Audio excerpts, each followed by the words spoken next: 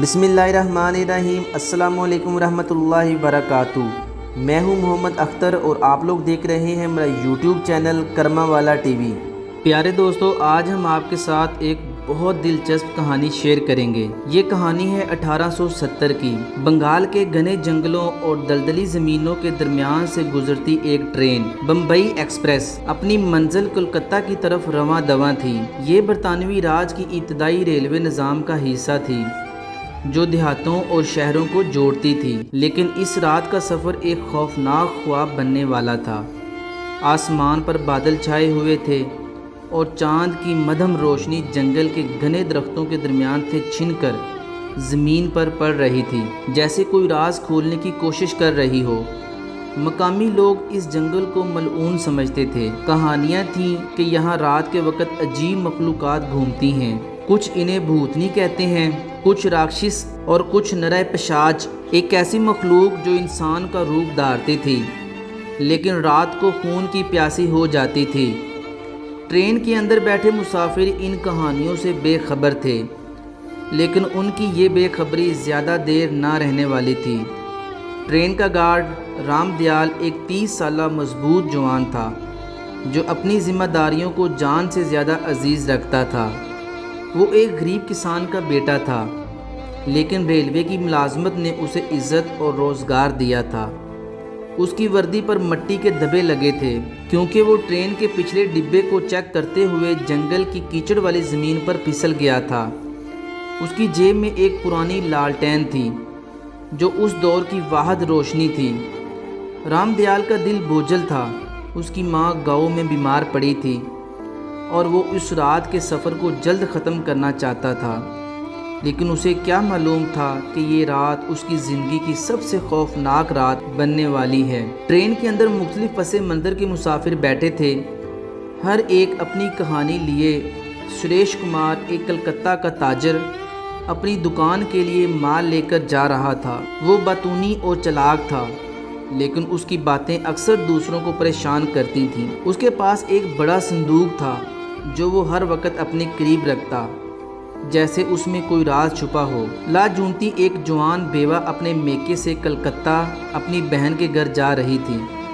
وہ خاموش تھی، لیکن اس کی آنکھوں میں ایک عجیب سا خوف جھلکتا تھا، جیسے وہ کوئی راز چھپا رہی ہو۔ مولوی عبدالرحیم، ایک بزرگ عالم دین، اپنی دینی کتابوں کے ساتھ سفر کر رہے تھے۔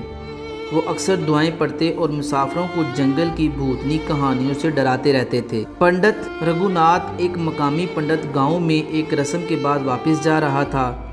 اس کے پاس کچھ پرانے سنسکرت مخطوطات تھے جن کے بارے میں وہ کہتا تھا کہ وہ قدیم رازوں سے بھرے ہیں۔ بیکٹو، ایک شرارتی لڑکا، اپنی دادی کے ساتھ سفر کر رہا تھا۔ وہ ٹرین کے ڈبوں میں ادھر ادھر بھاگتا رہتا، جس سے رام دیال کو کافی پریشانی ہوتی تھی۔ ٹرین کا ڈرائیور بشن سنگھ ایک تجربہ کار سکھ تھا جو ریلوے سے پہلے فوج میں تھا۔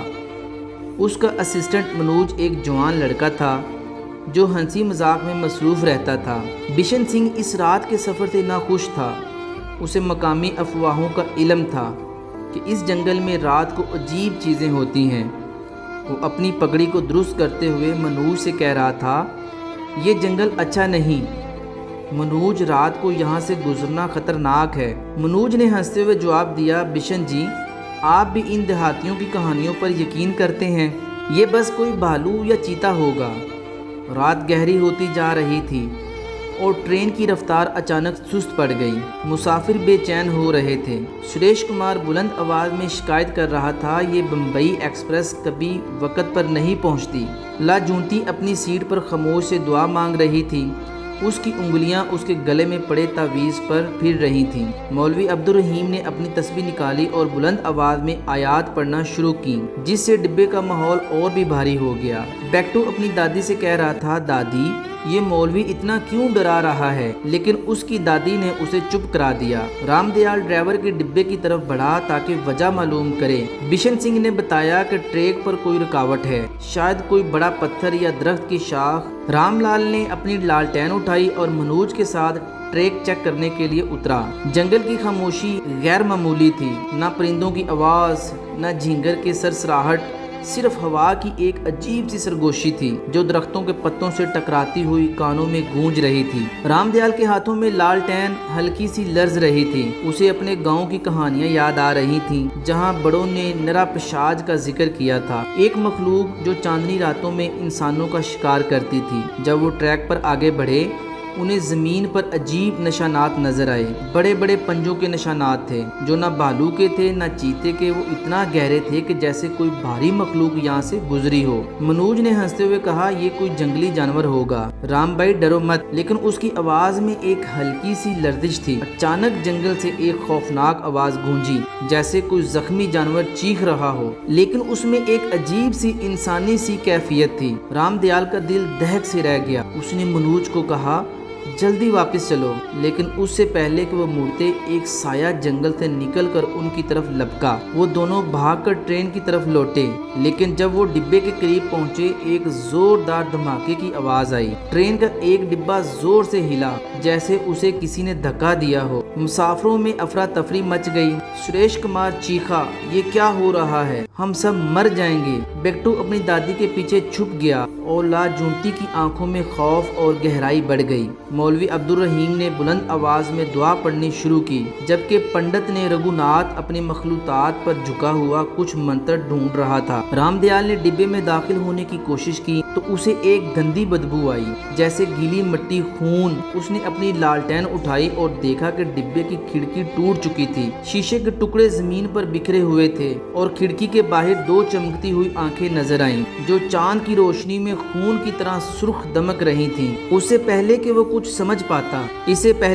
سمجھ پاتا ایک بہت بڑی مخلوق نے ڈبے پر حملہ کر دیا۔ اس کا جسم انسان جیسا تھا لیکن چہرہ بھیڑیے جیسا، لمبے نوکیلے دانت، بالوں سے ڈھکا جسم اور پنجوں والی انگلیاں جو دھات کو چیر سکتی تھیں۔ اس کی چیخ اتنی خوفناک تھی کہ مسافروں کے خون جم گئے۔ رام دیال نے اپنی بندوق اٹھائی جو اسے ریلوے سیکیورٹی کے لیے دی گئی تھی اور مخلوق پر گولی چلائی۔ گولی اسے لگی لیکن وہ صرف ایک قدم پیچھے ہٹی اور پھر اور زیادہ غصے سے حملہ آور ہوئی۔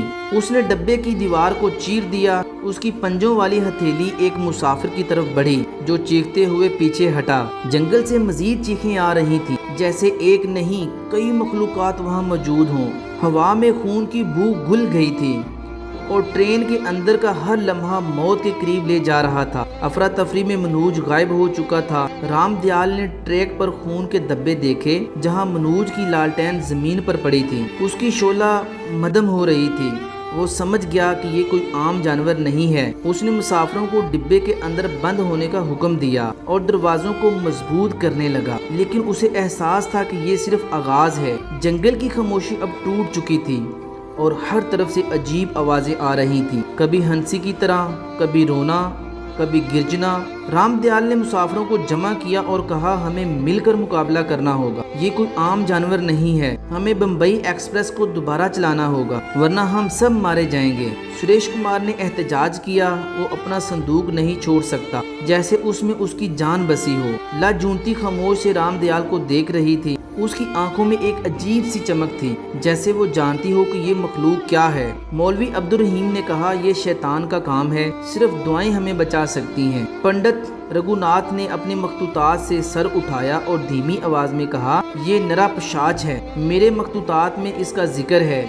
یہ چاندنی راتوں میں خون مانگتا ہے اور اسے روکنے کا ایک ہی طریقہ ہے، لیکن اس کے لیے ہمت چاہیے۔ رام دیال نے فیصلہ کیا کہ وہ بشن سنگھ کے ساتھ مل کر ٹرین کو دوبارہ چلانے کی کوشش کرے گا، لیکن اس سے پہلے کہ وہ انجن روم کی طرف بڑھتا ایک اور چیخ گونجی۔ یہ بیکٹو کی دادی کی آواز تھی۔ رام دیال بھاگ کر ڈبے میں پہنچا لیکن وہاں صرف خون کے چھینٹے اور ایک ٹوٹی ہوئی کھڑکی تھی۔ بیکٹو زمین پر پڑا رو رہا تھا اور اس کے ہاتھ میں اس کی دادی کا ٹوٹا ہوا کنگن تھا جو لاجونتی اسے گلے لگا کر تسلی دے رہی تھی، لیکن اس کی اپنی آنکھیں خوف سے بھری ہوئی تھیں۔ جنگل سے ایک اور گرجدار آواز آئی جیسے کوئی بھاری چیز ٹرین کی طرف بڑھ رہی ہو۔ رام دیال نے دروازے کی طرف دیکھا جہاں چاند کی روشنی میں ایک اور سایہ نظر آیا۔ اس کی آنکھیں سرخ تھیں، اس کے دانتوں سے خون ٹپک رہا تھا۔ رام دیال کا دل زور زور سے دھڑک رہا تھا، لیکن وہ جانتا تھا کہ اب پیچھے ہٹنا موت ہے۔ اس نے اپنی بندوق مضبوطی سے پکڑی اور مسافروں کو پکارا،